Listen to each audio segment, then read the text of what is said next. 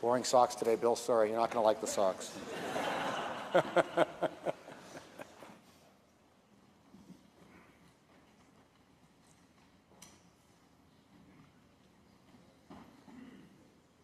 Secretary.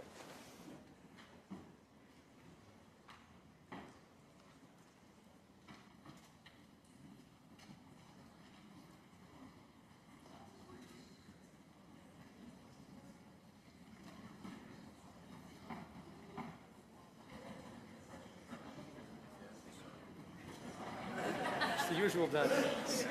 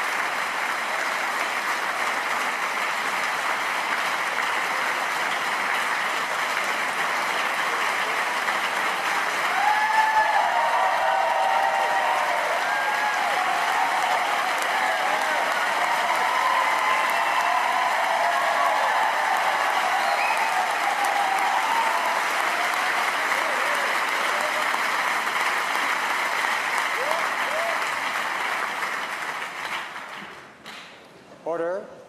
Alors. The Right Honourable the Prime Minister, the Très Honourable the Premier Ministre. Right Honourable the Prime Minister.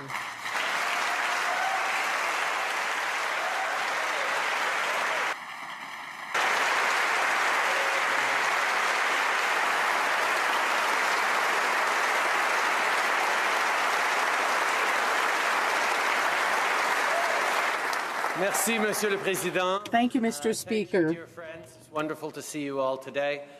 Mr. President, it's an honour to welcome you to Parliament. On behalf of all Canadians, welcome to our House.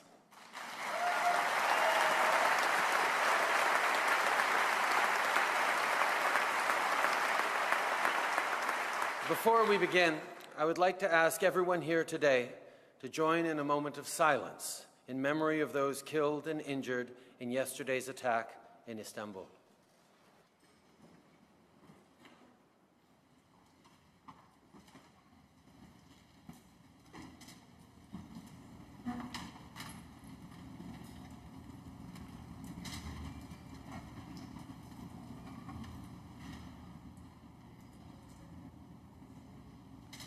Merci. Thank you. Mr. President, the House we sit in today has witnessed many extraordinary moments in history. It's where governments made the difficult decision to send young men and women to war, decisions that forever changed our country and the world. It was here in 1922 that Agnes MacPhail, our first female member of Parliament, showed generations of Canadian girls that, yes, they could.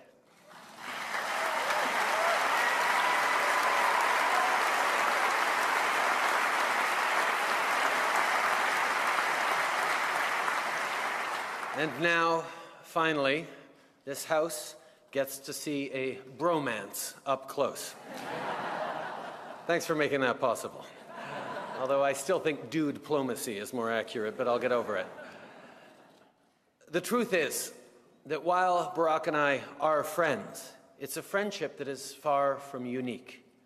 Que ce soit be it through family, friends, social media, or even by the $2.4 billion in goods and services that cross our border every day. The links between Canadians and Americans are everywhere. And it is through those relationships that we give life to what President Kennedy stated when he addressed this House. What unites us is far greater than what divides us. Canadians and Americans are united in their quest for peace and prosperity. We all want real opportunities for success. And we understand that economic growth means most when it improves the lives of the people who work so hard to secure it, especially the middle class and those working hard to join it. And we echo the values of President Roosevelt, who said that the test of our progress is not whether we add more to the abundance of those who have so much, it is whether we provide enough for those who have too little. Canadians and Americans are also united in our desire to leave to our children and grandchildren a better world, a safer, cleaner world than the one we inherited from our parents. That's an ambitious goal, but not one beyond our reach. Today, we made an important down payment on that cleaner future with a new continental climate change strategy.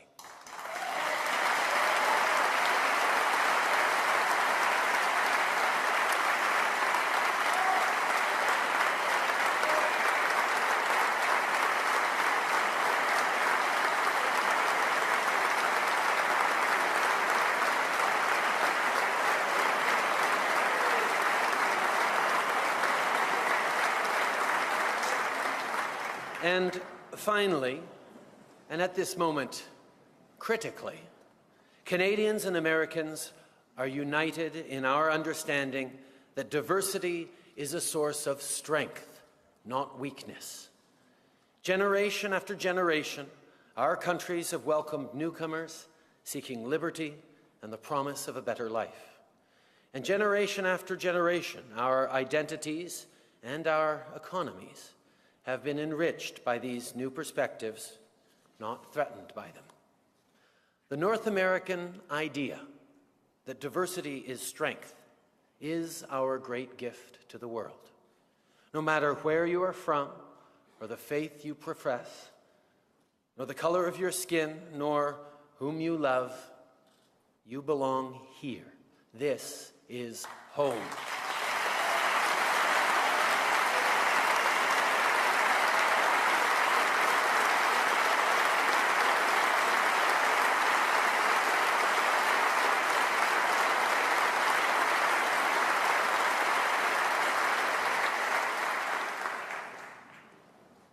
So let us reaffirm today with our American cousins the spirit that 153 years ago Abraham Lincoln called the last best hope on earth. Openness, diversity, inclusion, responsible self-government, freedom for all people. These ideas are as important today as they have ever been, and we will promote them together. On all these things, on economic opportunity, on the environment, on building a more inclusive and diverse society, Canadians and Americans agree. When people say that the President and I share a special relationship, there's something that they often don't realize. We're not inspired by each other, but by the people whom we have the privilege of serving.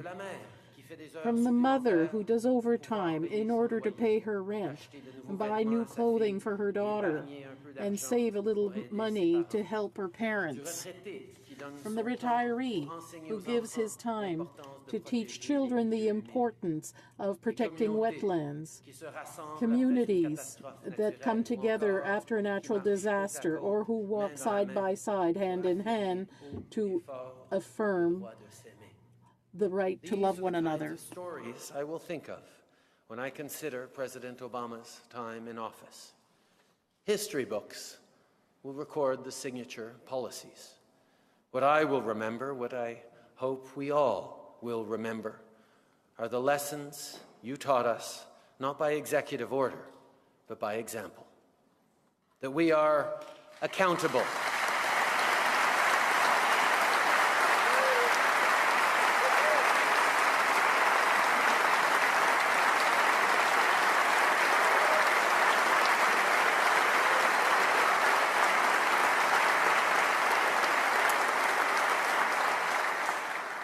The lesson that we are accountable to each other, that we are stronger together than we are apart, that we are more alike than we are different, and that there is a place in this world for politics that is hopeful, hardworking, ambitious, and kind.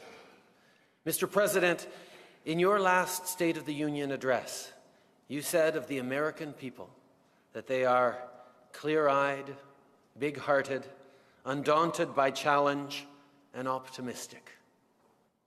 I can think of no better way to describe their leader. Barack, welcome to Canada. Mesdames et messieurs. Ladies and gentlemen, the President of the United States of America, Barack Obama.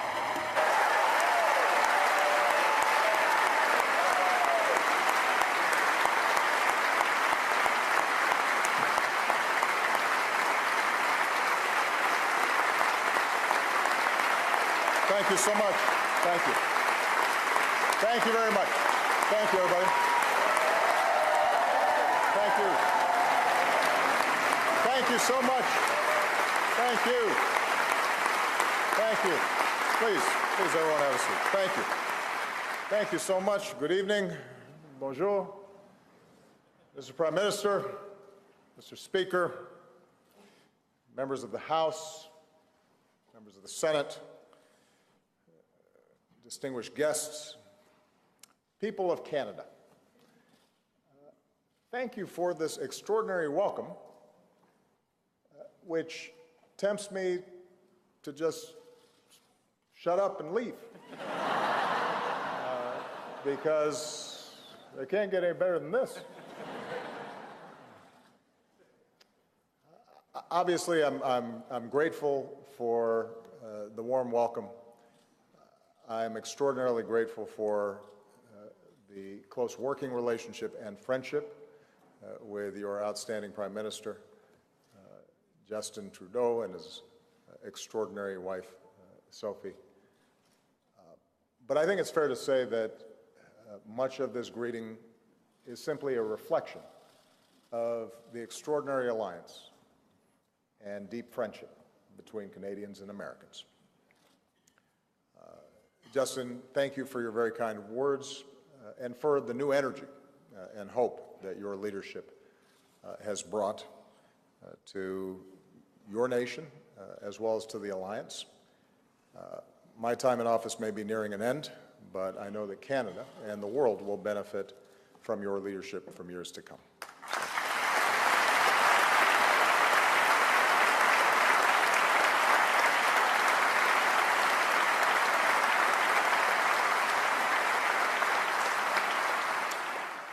So Canada was the very first country that I visited as president. It was in February. It was colder. I was younger. Michelle now refers to my hair as the Great White North. And on that visit, I strolled around the Byward Market, tried a beaver tail, which is better than it sounds.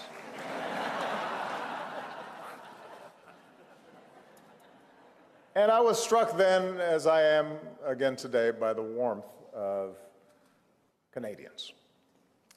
I could not be more honored to be joining you in this historic hall, this Cathedral of Freedom. And we Americans can never say it enough. We could not ask for a better friend or ally than Canada. We could not.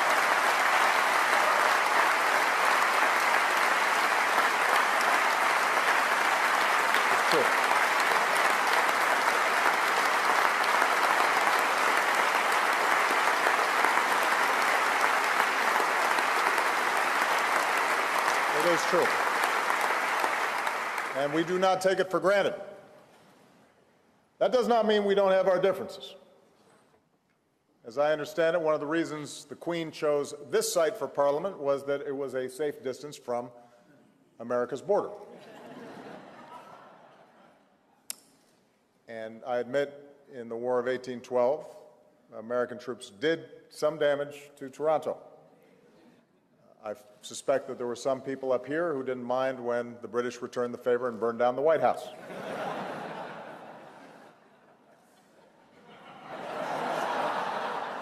In more recent times, however, the only forces crossing our borders are the armies of tourists and business people and families who are shopping and doing business and visiting loved ones. Our only battles take place inside the hockey rink. Even there is an uneasy peace that is maintained. As Americans, we too celebrate the life of Mr. Hockey himself, the late, great Gordie Howe.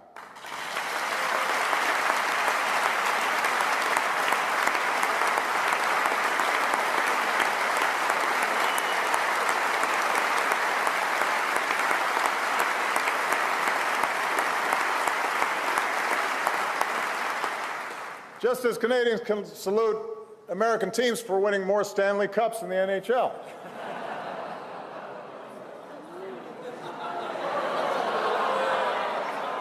I told you I should have stopped after the applause.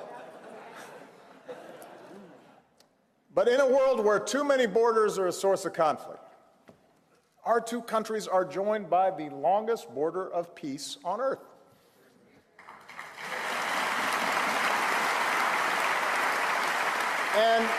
And what makes our relationships so unique is not just proximity. It's our enduring commitment to a set of values, a spirit alluded to by Justin that says no matter who we are, where we come from, what our last names are, what faith we practice, here we can make of our lives what we will. It was the grit of pioneers and prospectors who pushed west across a forbidding frontier. The dreams of generations, immigrants, refugees that were welcomed to these shores. The hope of runaway slaves who went north on an underground railroad. Deep in our history of struggle, said Dr. Martin Luther King Jr., Canada was the North Star. The Freedom Road links us together.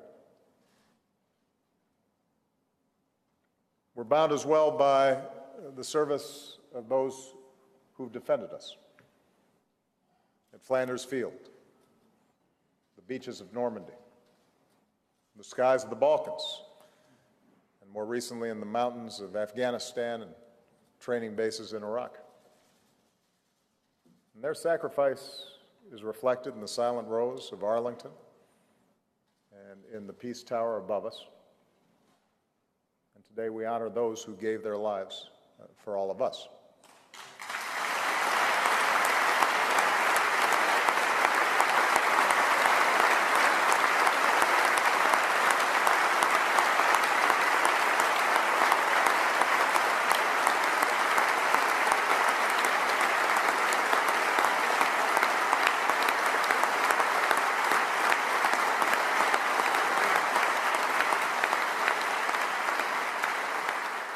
We're linked together as well by the institutions that we've built to keep the peace.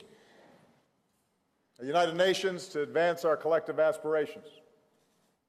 A NATO alliance to ensure our security. NORAD, where Americans and Canadians stand watch side by side. And Traxen on Christmas Eve.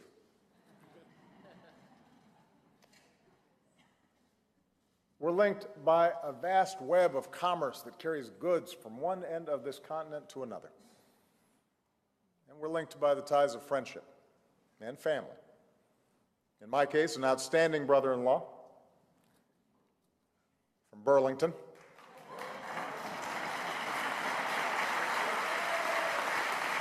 Had to give Burlington a shout out.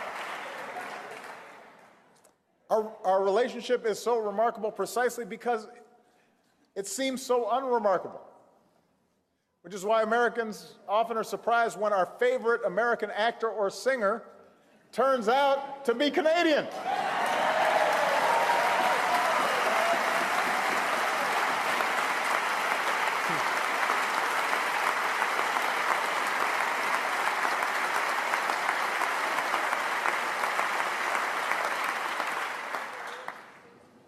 The point is, we see ourselves in each other, and our lives are richer for it.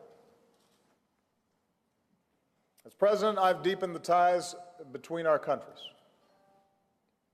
And because of the progress we've made in recent years, I can stand before you and say that the enduring partnership between Canada and the United States is as strong as it has ever been, and we are more closely aligned than ever before.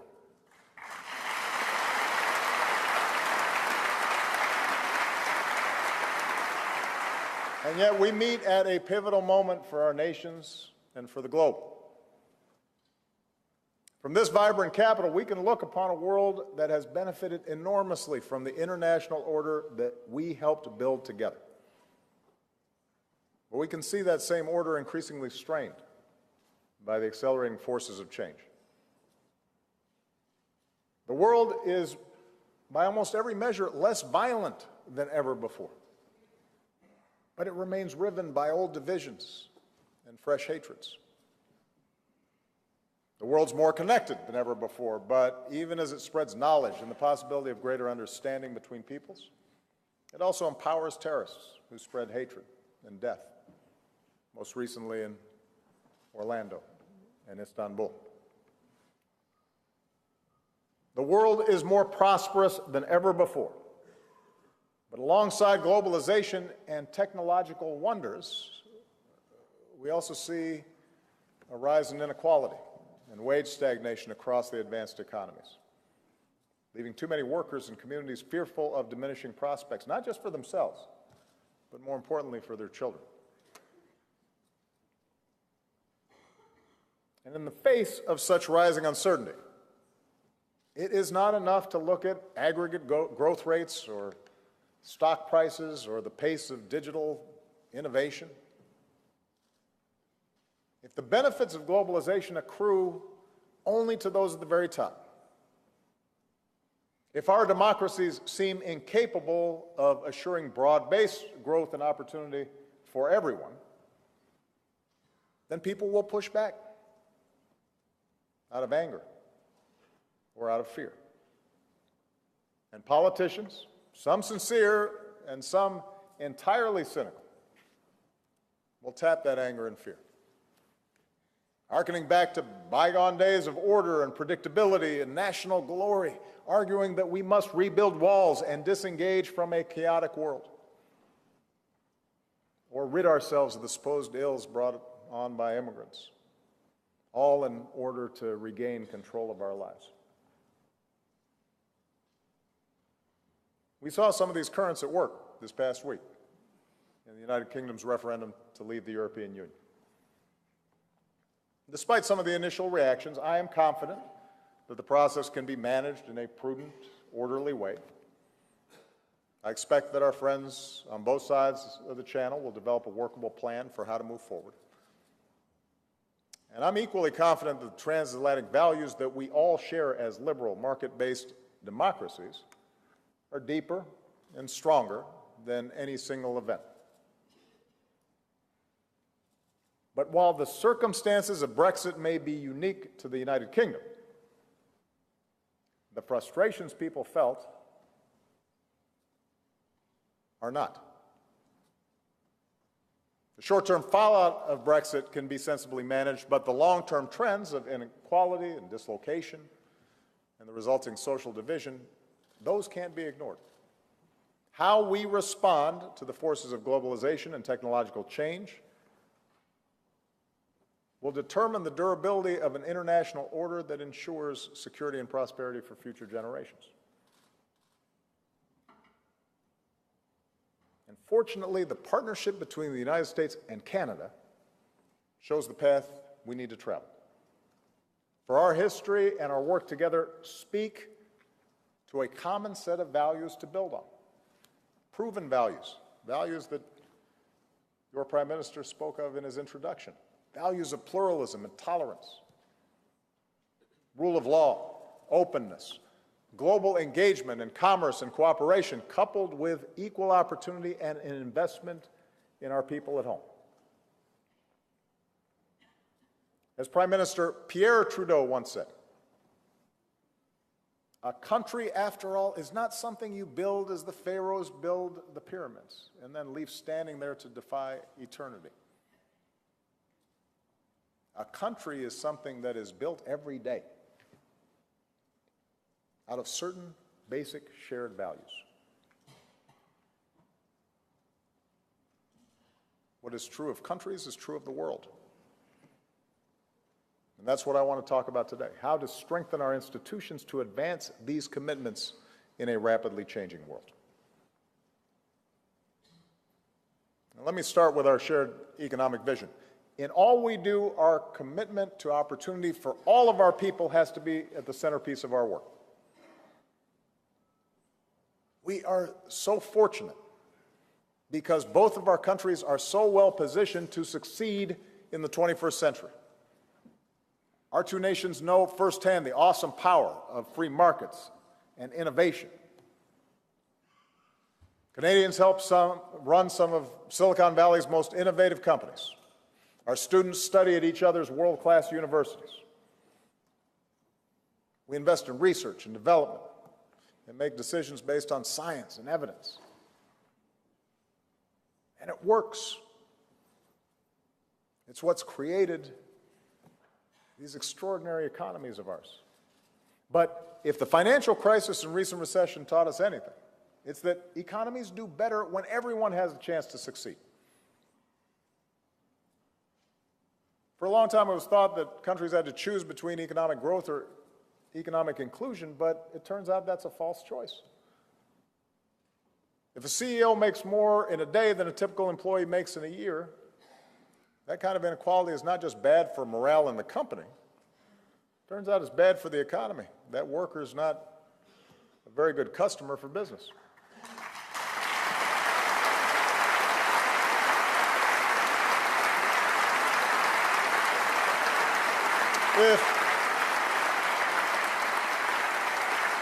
If a young man in Ohio can't pay his student loans, or a young woman in Ontario can't pay her bills, that has ramifications for our economy. It tamps down the possibilities of growth. So we need growth that is broad and that lifts everybody up, including tax policies that do right by working families and robust safety nets for those who fall on hard times. As John Kenneth Galbraith once said, the common denominator of progress is our people. It's not numbers, it's not abstractions. It's how are people doing? Now, of course, many who share this progressive, inclusive vision can be heard now arguing that investments in our people, protections for our workers, fair tax policies, these things are not enough. For them, globalization is inherently rigged towards the top 1%. And therefore, what's needed is an end to trade agreements and various international institutions and arrangements that integrate national economies. And I understand that vision. I know why it's tempting. It seems as if we draw a line around our borders that'll give us more control, particularly when the benefits of trade and economic integration are sometimes hard to see or easy to take for granted. And the very specific dislocations are obvious and real. There's just one problem. Restricting trade or giving in to protectionism in this 21st century economy will not work. It will not work.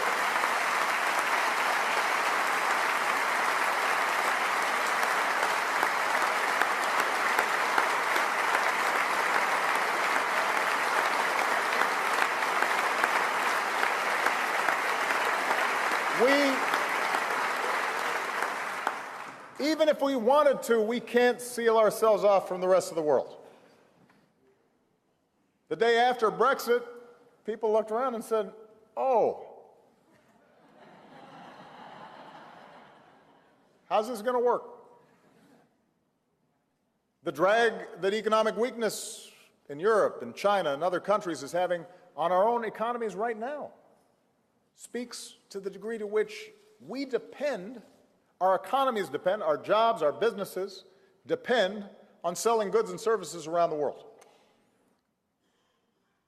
Very few of our domestic industries can sever what is now truly a global supply chain. And so, for those of us who truly believe that our economies have to work for everybody, the answer is not to try and pull back from our interconnected world. It is rather to engage with the rest of the world, to shape the rules so they're good for our workers and good for our businesses. And the experience between our two nations points the way. The United States and Canada have the largest bilateral trade and investment relationship in the world, and we are stronger for it. It means a company in Quebec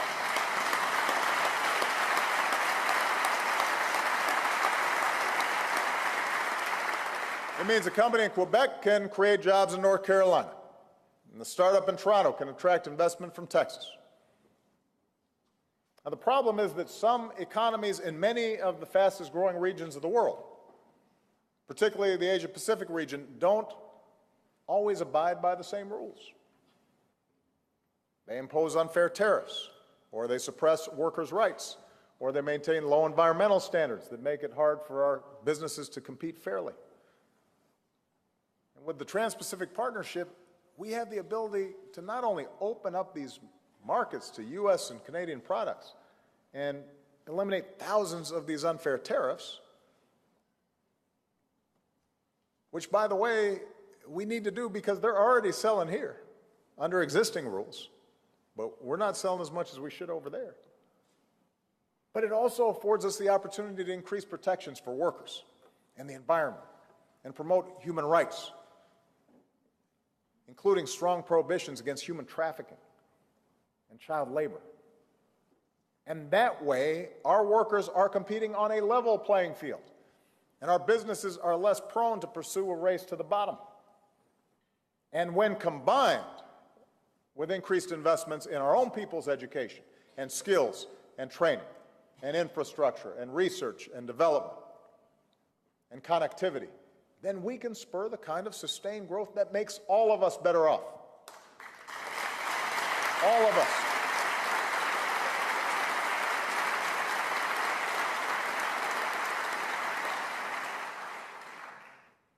The point is, we need to look forward, not look backward. And more trade and more people-to-people ties can also help break down old divides. I thank Canada for its indispensable role in hosting our negotiations with the Cuban government and supporting our efforts to set aside half a century of failed policies to begin a new chapter with the Cuban people.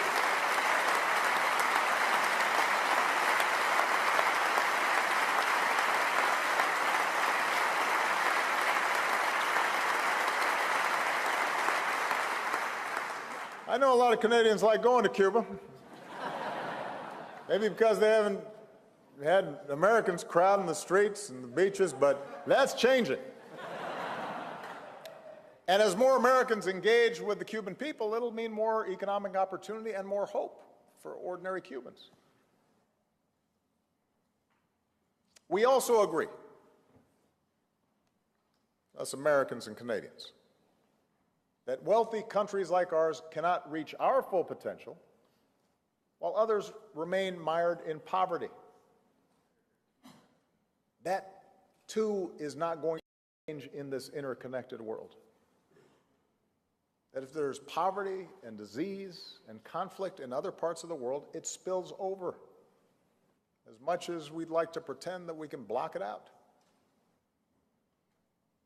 So with our commitment to new sustainable development goals, we have the chance to end the outrage of extreme poverty. We can bring more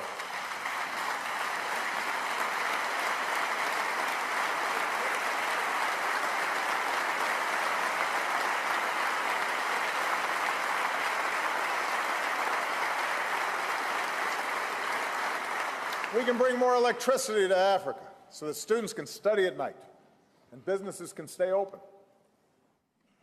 We can banish the scourge of malaria and Zika. We can realize our goal of the first AIDS-free generation.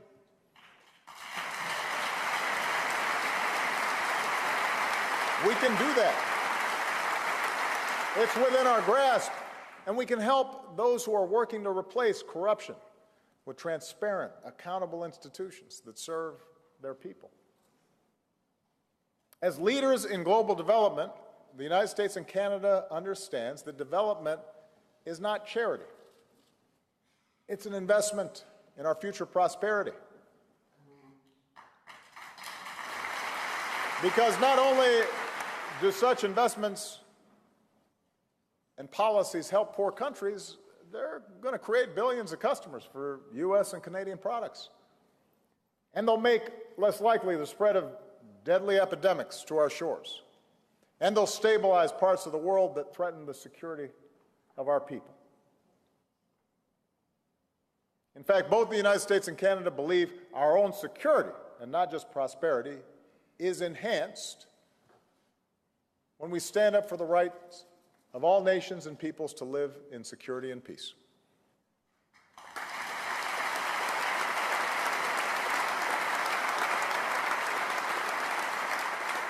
And even as there are times when unilateral action is necessary to defend our people, we believe that in a world where wars between great powers are far less likely, but transnational threats like terrorism know no boundaries, our security is best advanced when nations work together. We believe the disputes that do arise between nations should be, wherever possible, resolved peacefully with diplomacy, that international organizations should be supported, that multilateralism is not a dirty word. And certainly we're more secure when we stand united against terrorist networks and ideologies that have reached to the very doorstep of this hall. We honor all those taken from us by violent extremists, including Canadians John Ridsdale and Robert Hall.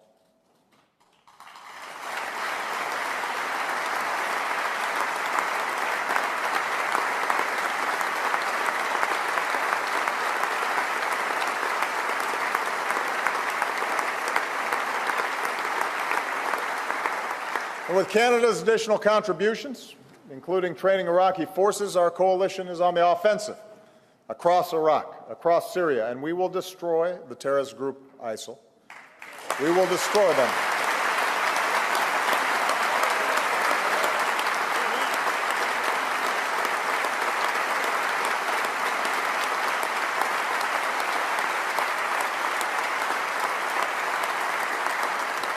We'll continue helping local forces and sharing intelligence from Afghanistan to the Philippines so that we're pushing back comprehensively against terrorist networks.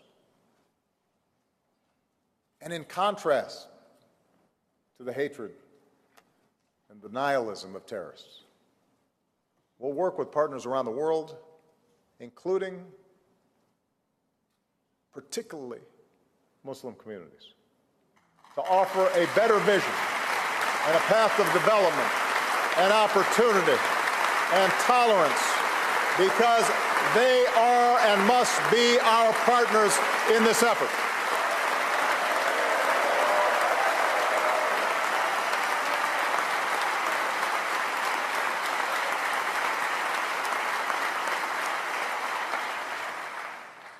Meanwhile, when nations violate international rules and norms, such as Russia's aggression against Ukraine, the United States and Canada stand united, along with our allies, in defense of our collective security.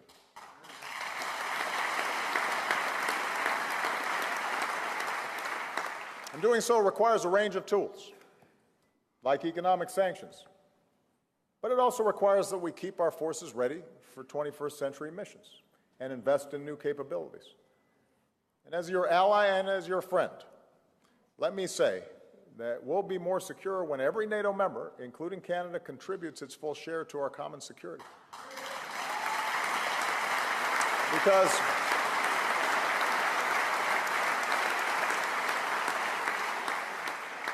the Canadian Armed Forces are really good. And if I can borrow a phrase, the world needs more Canada. NATO needs more Canada. We need you. We need you.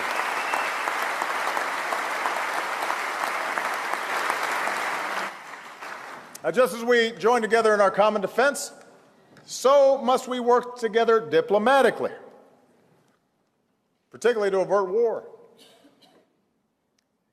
Diplomacy results are rarely quick. But it turns out even the most intractable conflicts can be resolved. Here in our own hemisphere, just in the last few weeks, after half a century of war, Colombia is poised to achieve a historic peace. And the nations of North America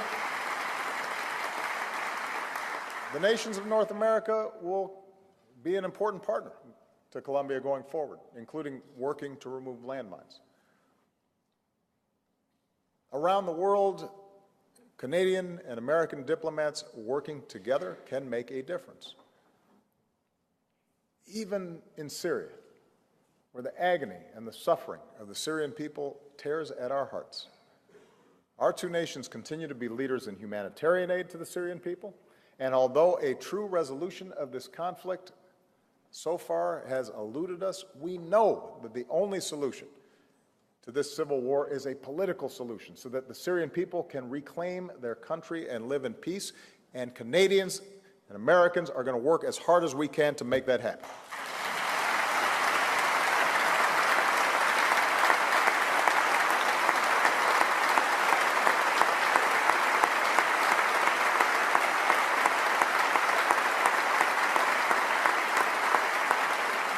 I should add that here in the nation of Lester Pearson, we reaffirm our commitment to keep strengthening the peacekeeping that saves lives around the world.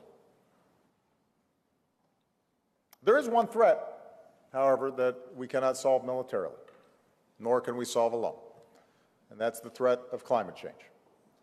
Now, climate change is no longer an abstraction. It's not an issue we can put off for the future. It is happening now. It is happening here in our own countries. The United States and Canada are both Arctic nations, and last year when I became the first U.S. president to visit the Arctic, I could see the effects myself. Glaciers, like Canada's Athabasca Glacier, are melting at alarming rates. Tundra is burning, permafrost is thawing. This is not a conspiracy. It's happening. Within a generation, Arctic sea ice may all but disappear in the summer. And so skeptics and cynics can insist on denying what's right in front of our eyes. But the Alaska natives that I met, whose ancestral villages are sliding into the sea, they don't have that luxury. They know climate change is real. They know it is not a hoax. And from Bangladesh to the Pacific Islands, rising seas are swallowing land and forcing people from their homes. Around the world, stronger storms and more intense droughts will create humanitarian crises and risk more conflict. This is not just a moral issue, not just an economic issue. It is also an urgent matter of our national security. And for too long, we've heard that confronting climate change means destroying our own economies.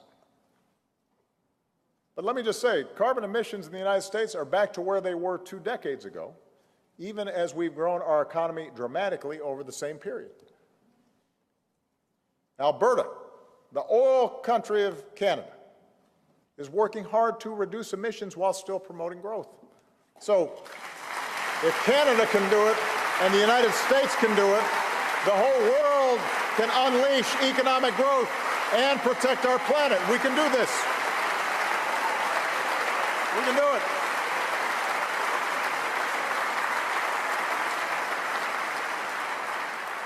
We can do this.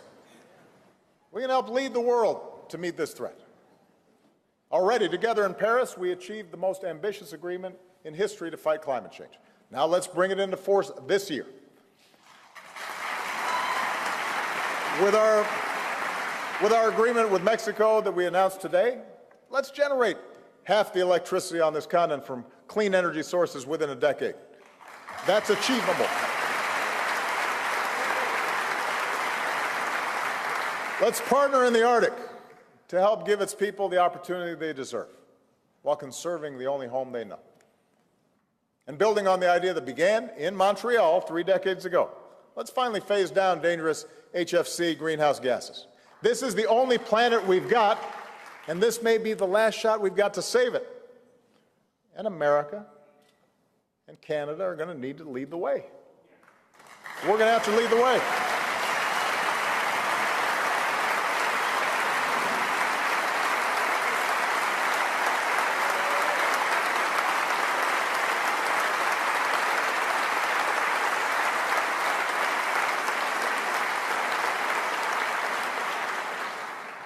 Just as we're joined in our commitment to protecting the planet, we are also joined in our commitment to the dignity of every human being. We believe in the right of all people to participate in society.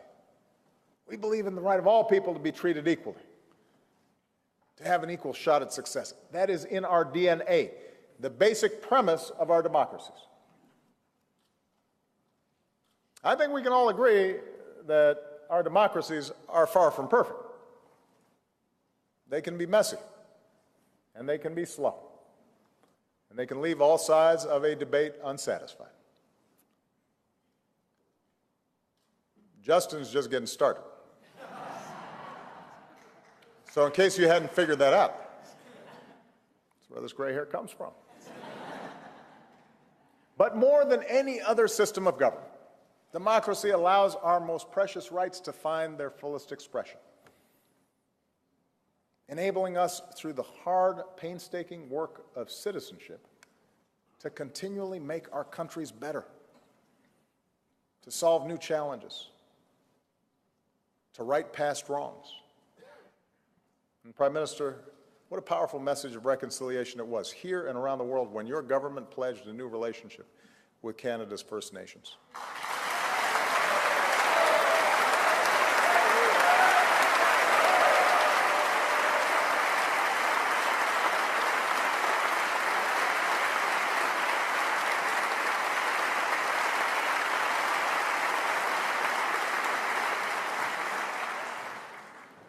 Democracy is not easy.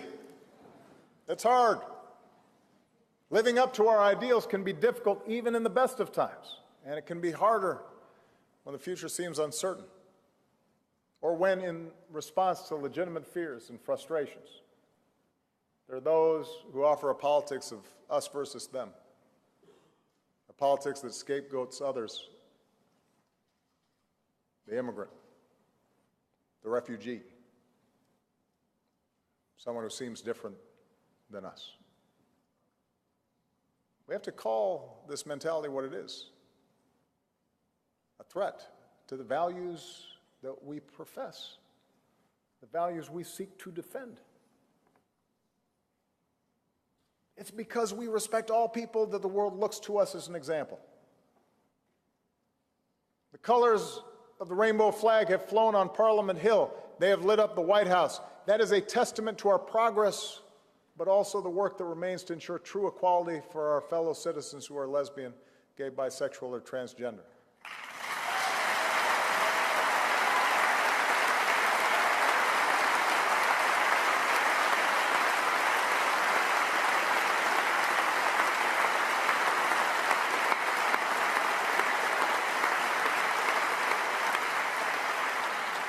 Our Muslim friends and neighbors who run businesses and serve in our governments and in our armed forces, and are friends with our children and play on our sports teams. We've got to stand up against the slander and the hate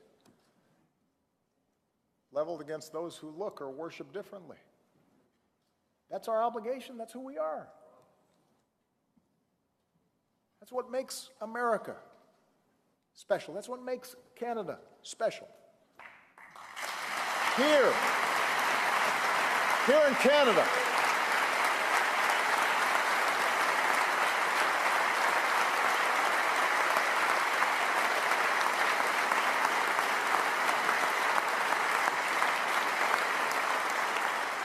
in Canada, a woman has already risen to the highest office in the land.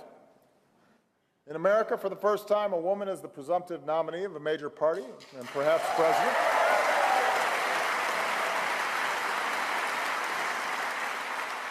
I have a bias on these issues, but our work won't be finished until all women in our country are truly equal, paid equally, treated equally, given the same opportunities as men. When our girls have the same opportunities as our boys, that's who we need to be.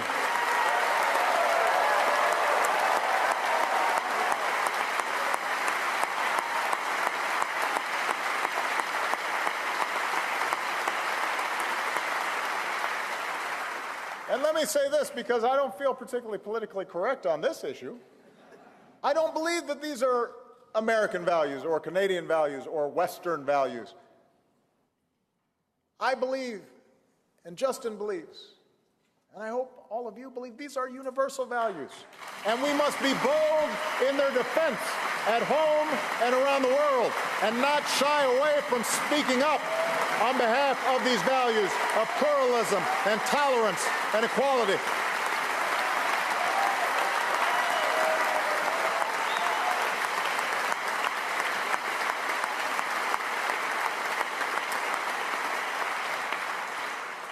I fear sometimes that we are timid in defense of these values. That's why we'll continue to stand up for those inalienable rights here in our own hemisphere, in places like Cuba and Venezuela, but also in more distant lands. For the rights of citizens in civil society to speak their mind and work for change. For the rights of journalists to report the truth. For the rights of people of all faiths to practice their religion freely.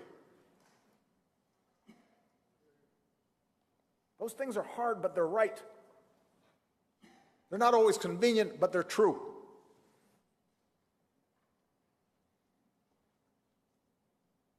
In the end, it is this respect for the dignity of all people, especially the most vulnerable among us, that perhaps more than anything else binds our two countries together. Being Canadian, being American is not about what we look like or where our families came from. It is about our commitment to a common creed. And that's why together we must not waver in embracing our values, our best selves. And that includes our history as a nation of immigrants. And we must continue to welcome people from around the world.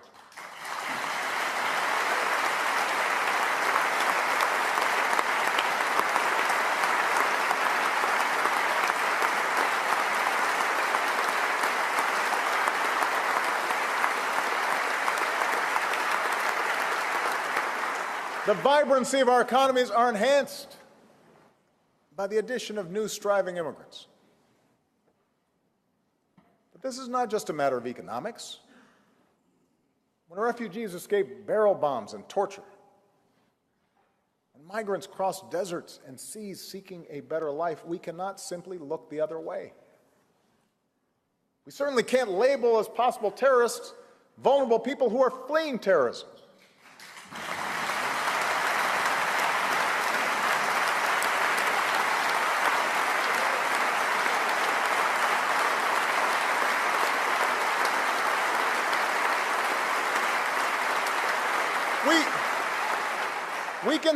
We can insist that the process is orderly. We can insist that our security is preserved.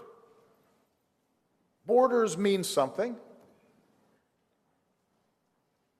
But at moments like this, we are called upon to see ourselves in others, because We were all once strangers.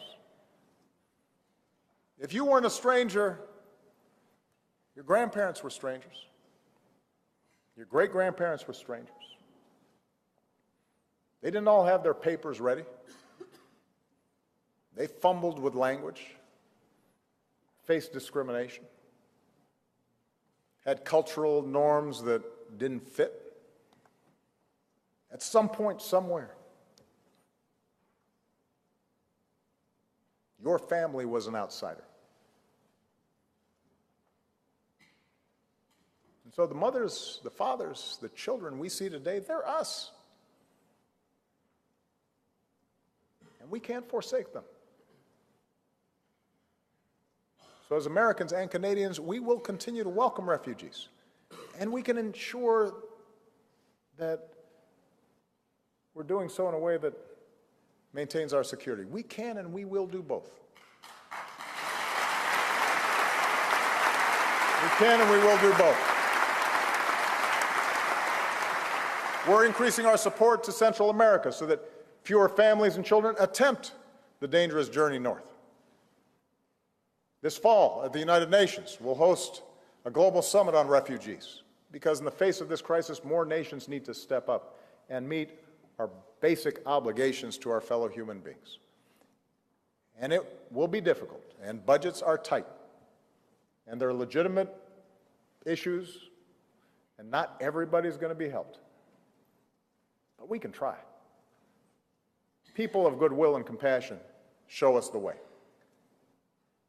Greek islanders pulling families to shore, and Germans handing out sweets to migrants at railway stations. A synagogue in Virginia inviting Syrian refugees to dinner. And here in Canada, the world has been inspired as Canadians across this country have opened up their hearts and their homes. And we've watched citizens knitting toques to keep refugees warm in the winter. And we've seen your Prime Minister welcome new arrivals at the airport and extend the hand of friendship and say, you're safe at home now. And we see the refugees who feel that they have a special duty to give back and seize the opportunity of a new life. Like the girl who fled Afghanistan by donkey and camel and jet plane, and who remembers being greeted in this country by helping hands and the sound of robins singing. And today she serves in this chamber and in the cabinet because Canada is her home.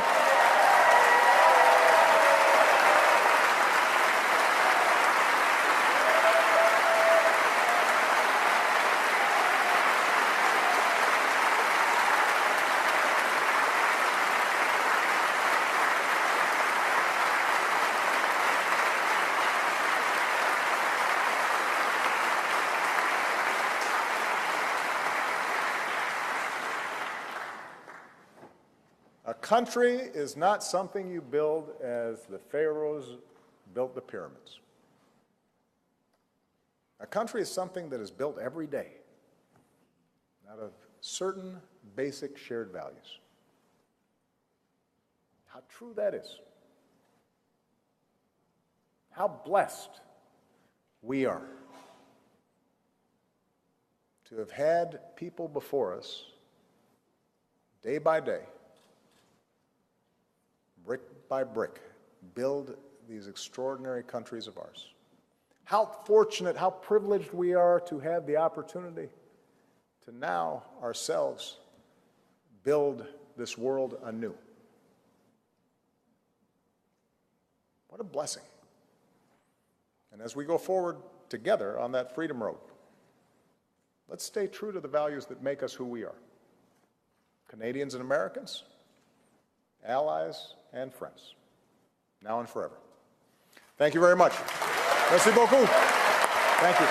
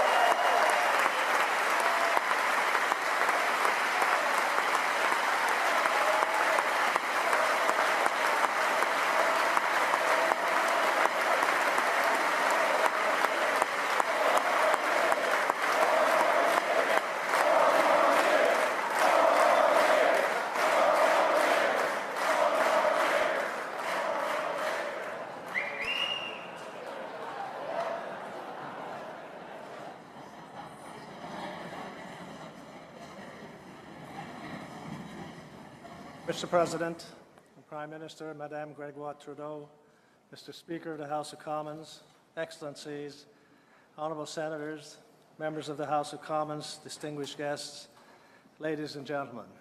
Monsieur le Président.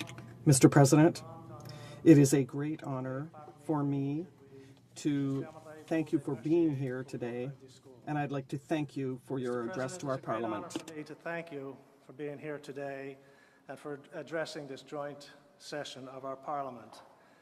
The obvious enthusiasm which you have been received has already spoken far more eloquently than anything I might add about the admiration which we have for you.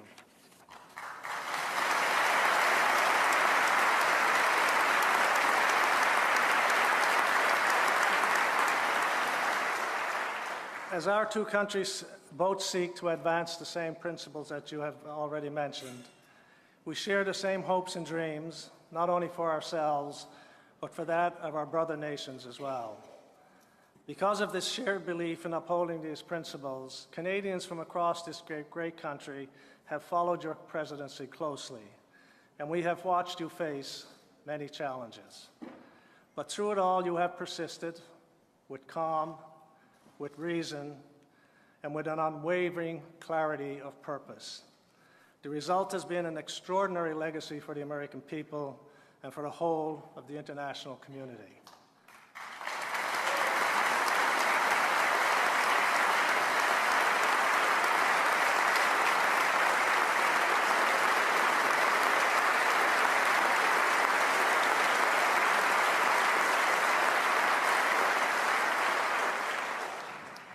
The great American philosopher and war veteran Philip Haley, when writing about the turmoil in the world, said that we are, each of us, living in the eye of a hurricane.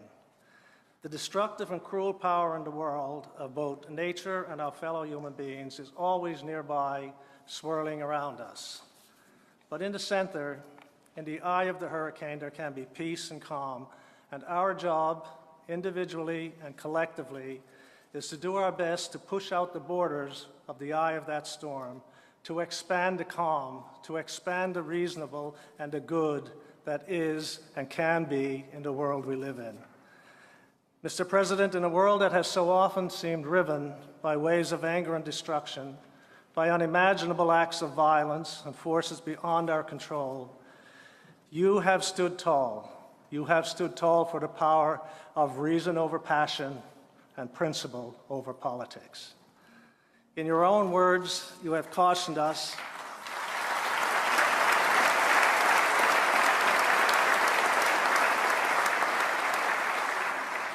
in your very own words, from the audacity of hope, you have cautioned us that we will need to remind ourselves, despite all our differences, just how much we share.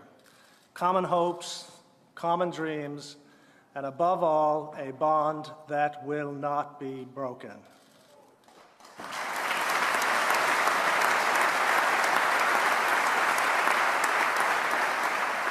In closing, Mr. President, on behalf of all of my parliamentary colleagues, and indeed on behalf of all Canadians, I thank you for the very inspiring words you shared with us today, for your years of leadership in the world, and most especially for your very strong and enduring friendship with our great country, Canada. Merci beaucoup. Thank you.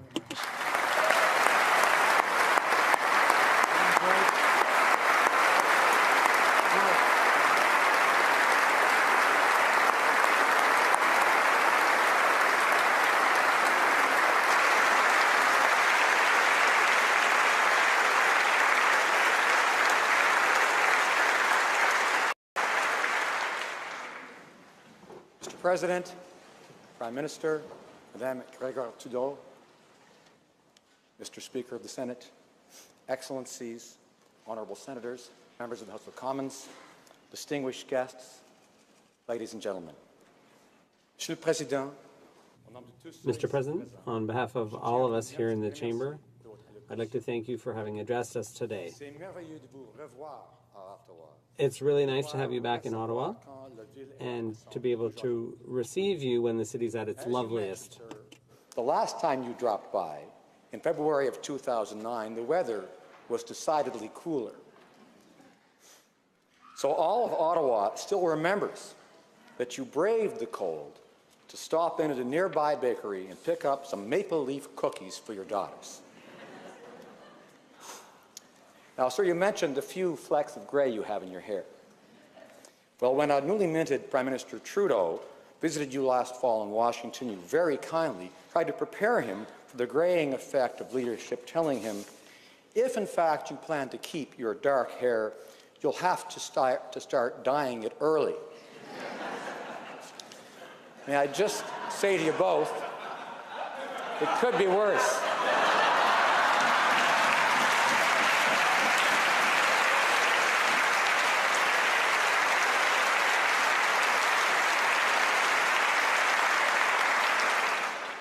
There is an inscription embedded in granite on the International Friendship Memorial that marks the opening of the St. Lawrence Seaway and Power Project, dedicated by Queen Elizabeth II and U.S. Vice President Nixon near Prescott, Ontario in 1959. It reads as follows: "This stone bears witness to the common purpose of two nations, whose frontiers are the frontiers of friendship, whose ways are the ways of freedom, and whose works are the works of peace." It would take much too long to count the ways in which Canada and the United States have come together to create a better life for their own people, but also for humanity. However, over the years, several of our respective leaders have commented on the close friendship between our two countries. Almost 40 years ago, former Prime Minister Pierre Elliott Trudeau remarked in a speech to Congress, "The friendship between our two countries is so basic, so non-negotiable, that it has long since been regarded as the standard for enlightened international relations."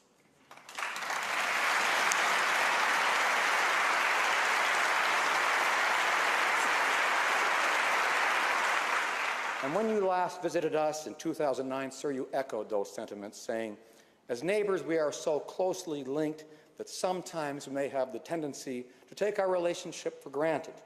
But the very success of our friendship throughout history demands that we renew and deepen our cooperation here in the 21st century." And as a good neighbor, here you are again, doing just that. Mr. President, thank you for your visit, for your friendship, and for strengthening the enduring ties of family that bind our two nations together. Merci beaucoup. Au revoir. Thank you very much, and have a safe trip home.